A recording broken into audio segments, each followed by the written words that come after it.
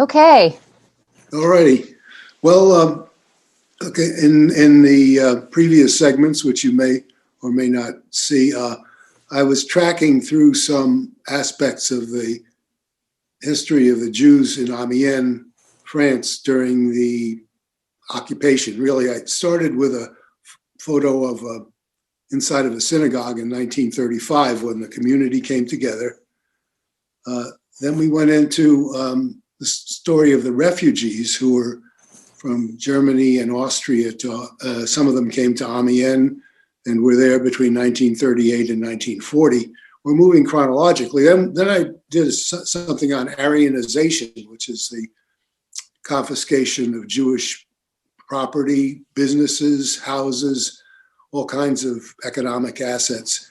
And that segued from 1941 through the occupation, 1944. So that was a sort of a rolling chronological process. Now I'm going to focus on two other significant years, 1942 and 1944. If you look at how the roundups occurred, one occurred when the refugees from 1940 were rounded up in December and pushed to the interior. The second occurred in 1942 as a kind of provincial version of the Veldiv massacre and roundup in Paris. And the fourth one was the big one for Amiens. It was the roundup of the French Jews starting in January 4th, 1944. So the ID card that I put up there is basically a false ID card made up for a woman from Amiens named Jeanette Schulhoff. She was the eldest of three children. She had a slightly younger sister named Jacqueline, and a younger brother named Pierre, who was about 9 years old in 1942. We'll see him later on in a picture with his class. Jeanette Schulhoff is significant. It's the only survivor I knew, basically, from Amiens, and she's the author of this memoir, the Ortillonnage, their kitchen gardens, vegetable gardens, and flower gardens outside Amiens. Amiens is very kind of marshy around the Somme River there, and the soil is very rich, and it's famous for these kitchen gardens. You can take little flat-bottom boats through the picturesque rivulets of this area, and the gardeners, the hortillons, they called them. Hortillons used to bring their wares to market on Sundays in their gondola-like craft, poling as they went to propel their gondolas forward, and then they would hold their open-air market off of these boats in the shadow of the immense cathedral there. Very, very picturesque old Amiens. But she says the hortillonnage is under the frost, in the chill. History of a Jewish family in France during the occupation. Unfortunately, not only in French, written in 1982, about halfway between now and then. Well, anyway, that's her. She mentions this false identification card in that book, and the identification card I've selected it as symptomatic of 1942 because it represented the panic that started to set in even among French Jews, French-born Jews. Up till 42, even though they were required to register with the foreign Jews too, the French Jews and were subject to other forms of economic penalties, and things certainly didn't look good. They had somewhat of a sense of greater security as opposed to in contrast to the foreign Jews, foreign-born Jews. For instance, these fiches, these identification cards that they made for people, in 1941, they only made fiches for the foreign-born Jews. And they were particularly looking out to see if they were somehow criminally inclined, let's say, or successful. And then they might be interned. So the focus of the identification system and the character background checks, you might say, centered on the foreign Jews, and then seemed especially interested in the ill-behaving ones. So a French-born citizen, a combat veteran from World War I, and otherwise upstanding citizen who happened to be a Jew could feel a little bit of security. But in 1942, that's the year that the security crumbled, and the false identification card, which was part of a scheme, or a plot or whatever, a scheme by Mr. Schulhoff, Raymond Schulhoff, to get his family from the north to the south over the line of demarcation.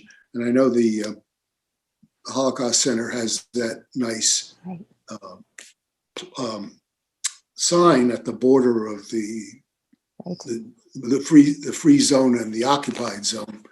The occupied zone in the north and the free zone in the south meant the Vichy government controlled the south directly, and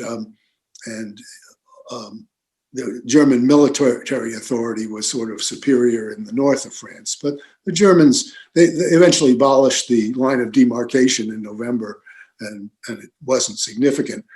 But for most of 1942, the line of demarcation was a place that you'd want to try and get to if you were fleeing. The South was more laxly administered, and so Raymond Schulhoff, who had his ear to the ground on a lot of matters related to the Jewish affairs, he was later a member of this UGIF, Union Générale des Israélites Français, and that was I don't want to go into the problematic history of the organization exactly, but I just mention it because somebody like that would have his ear to the ground, perhaps a little bit more than others. Well, you didn't have to be an inside operative to get alarmed, though, because in July 16 and 17, there was the huge Veldiv roundup in Paris, where they grouped some 13,000 people in a abandoned bicycle arena, and what happened there is somewhat is notorious. But also in Amiens, in the 18th and 19th of July, right after that, there was a small roundup, because it's smaller in number, of foreign Jews. And there were maybe half a dozen foreign Jews who were rounded up, and some of them we have the identification cards for them. But let me backtrack a little bit here. In May and June, prior to the Veldiv roundup, you had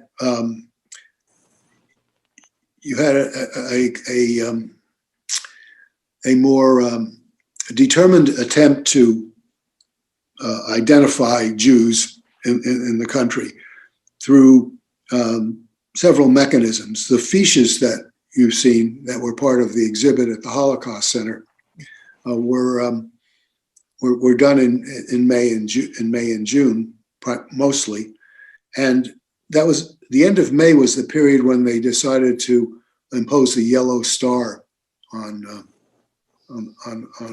all Jews in the occupied zone. So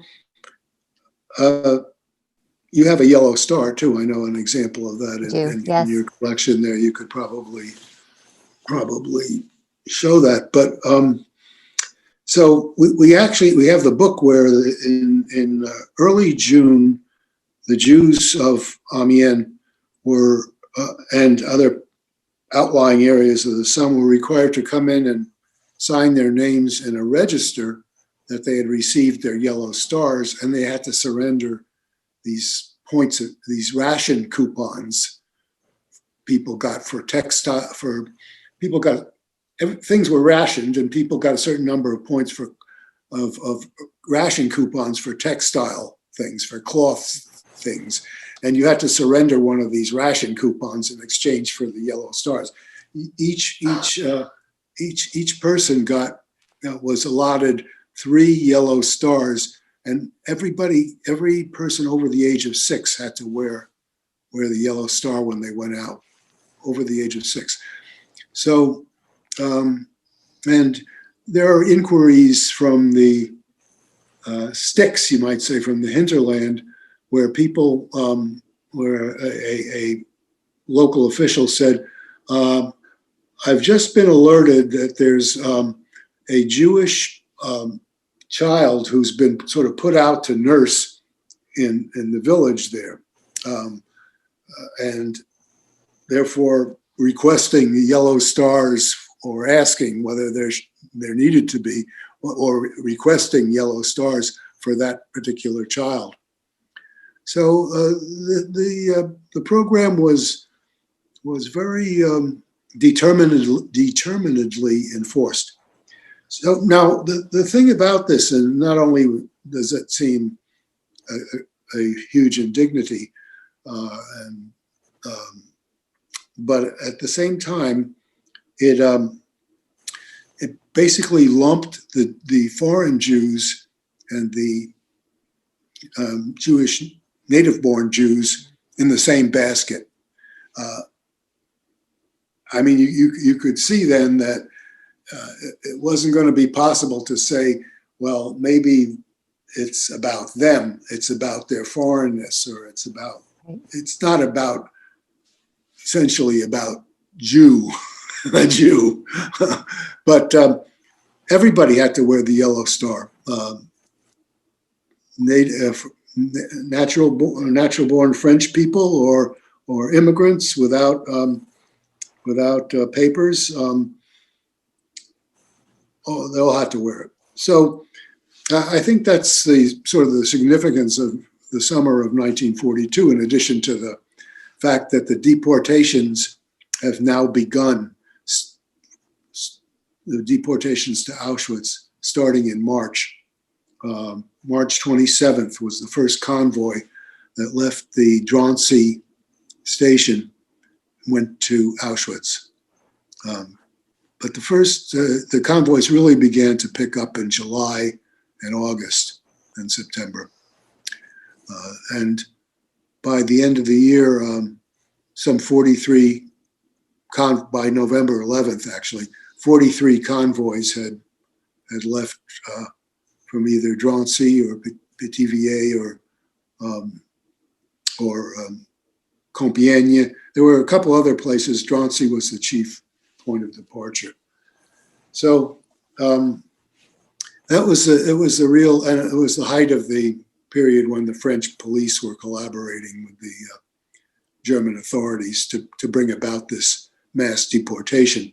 And 6,000 children were among the deportees from that period, 6,000 French children.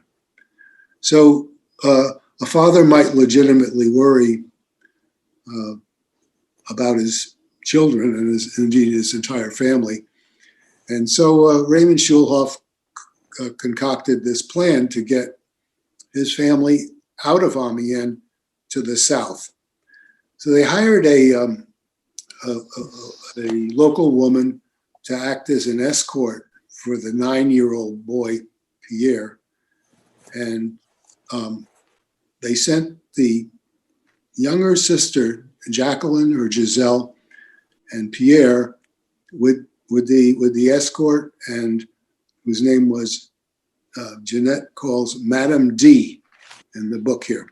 She doesn't name all the people, and it's 1982 there, so she even calls her younger brother by a fictitious name, and calls her younger sister by a nickname.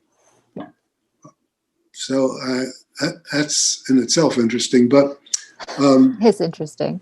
The parents and the Raymond Schulhoff and his wife and the older daughter, Jeanette, went to Paris while the rest of the family was put on the train to go south and cross the line of demarcation. They got arrested, however. Well, that's where the false ID would have come in, but Jeanette actually didn't actually use it. She didn't actually go on the trip. It was they were waiting in Paris, the father, the mother, and the elder daughter, to see that the others had crossed safely to the free zone, and then they were going to follow. But they didn't cross safely. The whole train was stopped. Now, a train full of Jews who had removed their yellow stars and were hoping to get to freedom there, were stopped by the German police and German military rather, and the children and the grandmother, who was 69 years old, were all put in an internment camp, and the escort lady, Madame D, was imprisoned in a prison in the city of Poitiers, was near where they got arrested. So one of the things that interested me as I read this book was, well, what happened to Madame D? And Jeanette doesn't, Jeanette mentions a couple of things about her. It's a little bit unclear whether she was getting paid. She was getting paid apparently, but she also was said to be a frequent traveler to that area because she had some, or to do that frequently. And they called these people passeurs, or if they're male, passeuses, if they were females. And so the passeuse was Madame D. But what did happen to Madame D? There's some correspondence in the archives. Really? Yeah, in this AJ 38 in the file of Raymond Schulhoff, that was filed with his stuff, and there's a lively correspondence, or lively.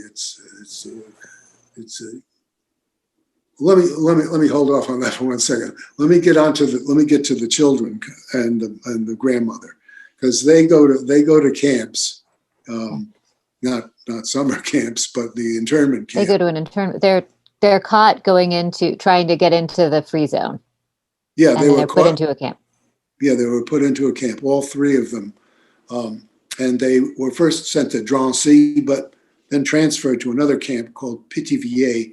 And so it's there that, Raymond Schulhoff then tries desperately to get his children out and his mother-in-law out of confinement.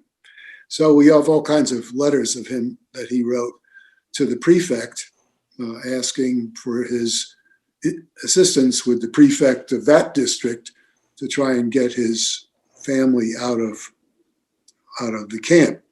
And eventually he's successful. The children get out. They're imprisoned, and confined to the camp at the end of July. And then they get out in early September. He goes to pick them up on September 12th from Pithiviers and brings them. They come back to Amiens on the 13th of September. Meanwhile, though, the mother-in-law is still in a camp, she's transferred to another camp, Beaune-la-Rolande, nearby to Pithiviers. And eventually she is brought out too. So they all, the story has a happy ending. except for Madame D, who's the passeuse, and she kind of languishes in jail, and the authorities are resistant to the pleas. Well, it's not Raymond Schulhoff who's the chief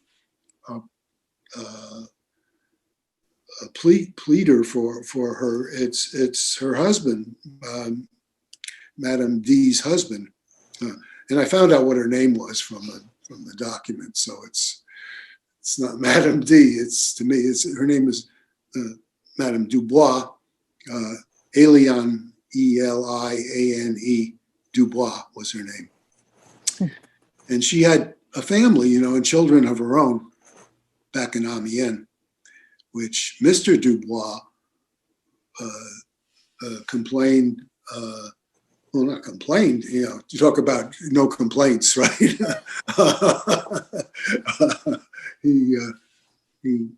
He lamented, you might say. Well, he beseeched the authorities to let his wife out, and got all kinds of testimonials for her. But it was at least a year and a half, and I'm not sure, because there's no actual conclusive information about her return. But a year and a half later, it was still, the correspondence was still going on, where he was trying to. So I'm kind of, I know Jeanette's daughter and everything. I mentioned it to her once back in the day, but and she was very close to her when Jeanette wrote this book and encouraged her to do it. So there are questions I have about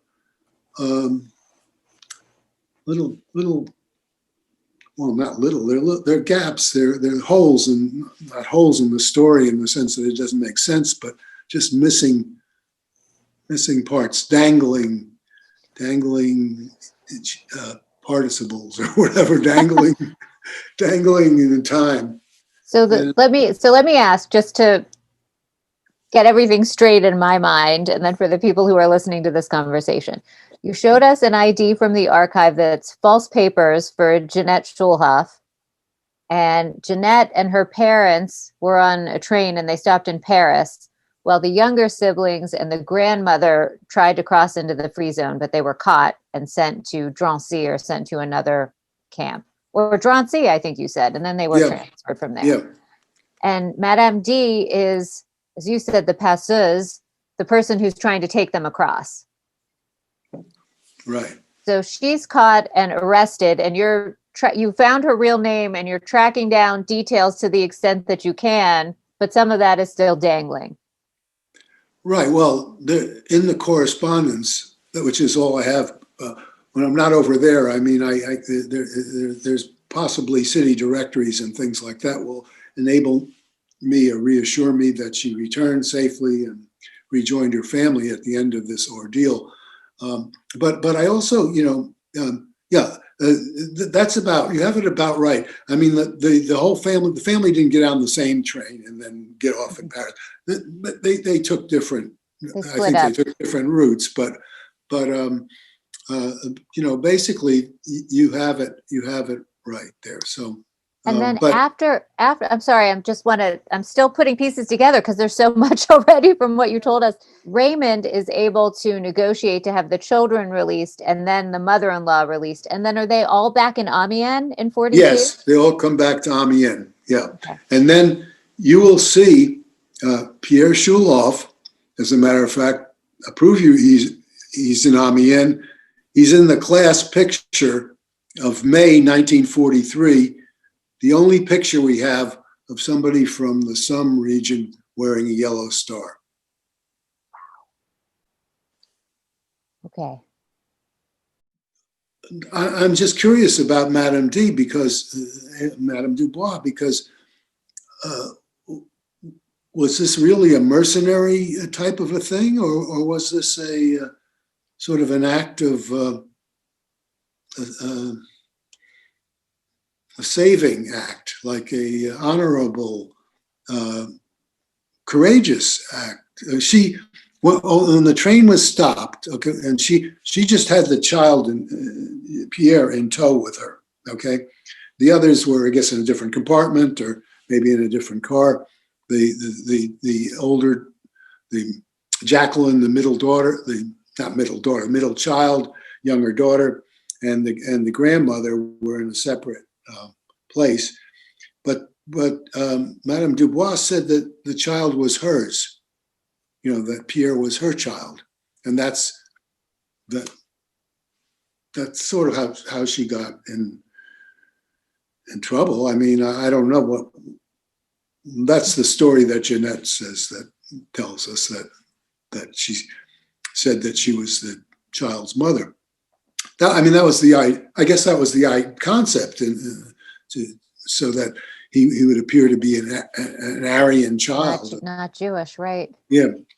So, but they were somehow libeled for the whole crew for not wearing their yellow stars in the prescribed manner. Well, they were really fleeing across into the unoccupied zone. So anyway, all right. So I just wanted to bring that into play. I've been sort of curious as to whether there's an element of charitableness and courage in this, and then just I mean, did Jeanette not know about what happened to her, or there's no mention of her long-term imprisonment? It may have mentioned that she was, put in prison at the time of the event, but the fact that she was in there for a year and a half didn't register somehow in this memoir that I recall. All right, well, we can move ahead to that. Let me ask you one more thing before we move ahead. And yeah. I don't know if you found this in the archives at all, but what would it have taken for the father to get the children and mother-in-law released? How would he have done that? Well, it's a good question. I'm trying to remember how. I think I saw something. I mean, it looks like he thanks the prefect profusely for his intercession. We'll never forget. So that part kind of indicates that it was a bureaucratic intervention of significant effect. But I do think that there's some other suggestions out there, but I want to refresh my memory before I say I don't know. I don't recall what it was exactly. It's a good question. It's a very good question. And I wanted to mention one other thing, that Jeanette mentions that Pierre, the boy, sort of, and even Jacqueline, the sister, to some extent. How should I say this? Pierre found some playmates in the camp. Okay, the camp this wasn't a death camp, but it wasn't Camp Northwood in the Adirondacks where I went, but it was. So she represents him here as somehow playing somewhat obliviously when they visited, Pithiviers to bring a kind of care package with them one time. And about Jacqueline, Jeanette also says that Jacqueline found some other young Jewish, I think, girls, or I don't know if girls and boys, and just kind of also got something out of it in terms of